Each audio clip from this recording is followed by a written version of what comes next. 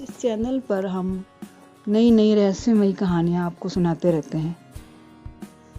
तो आज हम आपको मैसेडोनिया की राजकुमारी और एक घोड़े की कहानी आपको सुनाने जा रहे हैं।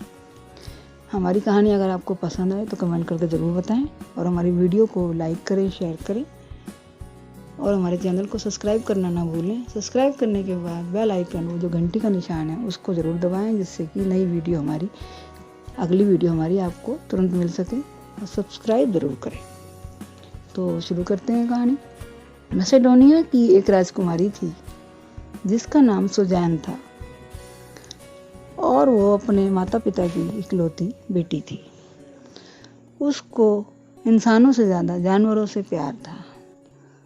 एक बिल्ली उसकी बचपन से साथी थी जिसको वो अपनी सहेली समझती थी और अपने दिल का हर राज वो अपनी एक बिल्ली को बताती थी।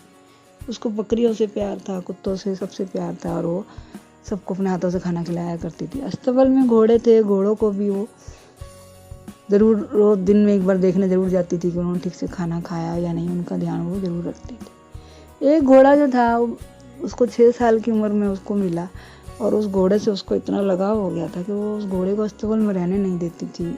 वो अपने साथ उस घोड़े को अपने महल में ले आई थी और अपने ही कमरे में उसको रखती थी। उसका अलग बिस्तर बनाया हुआ था, उसके साथ ही खाना खाती थी।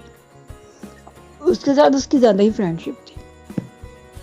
बचपन में तो राजा रानी मजाक समझकर इस बात को कुछ नहीं कह पाए। वो बचपना समझकर उसका उन्होंने माफ़ कर दिया।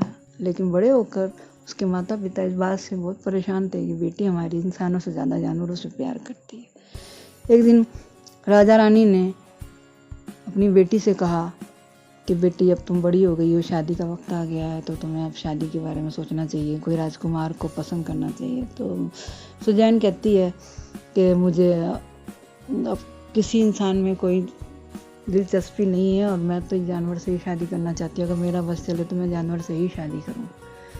उस घोड़े का नाम सुजैन ने बादल रखा था और वो बादल को अपने साथ रखती थी।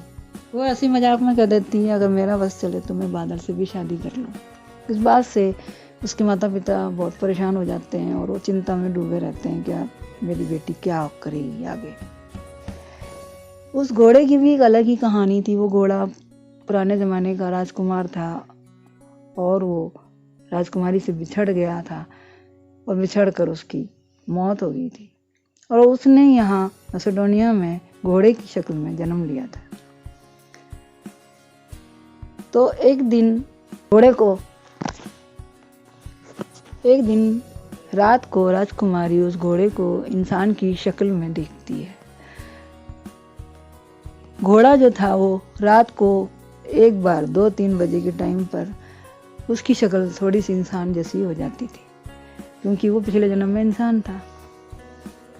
तो एक दिन रानी को, वो राजकुमारी को भी दिख जाता है और राजकुमारी ऐसे उसको देख लेती है। फिर राजकुमारी उस घोड़े से पूछती है तो वो घोड़ा बोल तो नहीं पाता, वो उसे कुछ नहीं बता पाता है।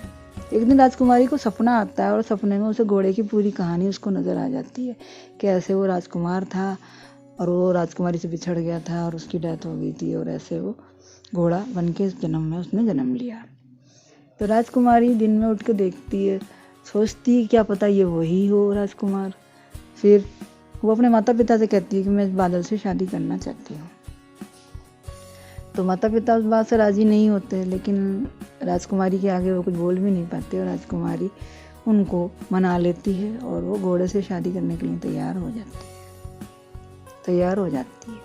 और जैसे ही वो घोड़े की हाथ में हाथ अपना देने के लिए सोचती है तो शादी की रस्म में ये होती है कि लड़का लड़की को अंगूठी बनाएगा। ईसाइयों में शादी ऐसे ही होती है, क्योंकि वो अंग्रेज़ों की राजकुमारी थी मैसेडोनिया की। तो माता पिता कहते हैं कि तो ऐसा कैसे होगा, वो तो घोड़ा है, कैसे करेगा।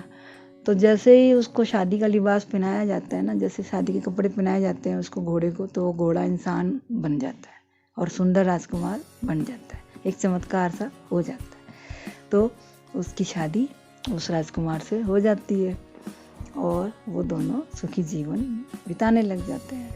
तो आज आपने हमारी ये कहानी सुनी, तो इस कहानी को सुनकर आपको कैसा लगा तो कमेंट करके ज़रूर बताएं और हमारी वीडियो को लाइक करें, शेयर करें और सब्सक्राइब ज़रूर करें और बेल आइकन का बटन ज़रूर दबाएं जिससे कि हमारी अगली वीडियो आपको तुरंत मिल सके। Thank you for watching.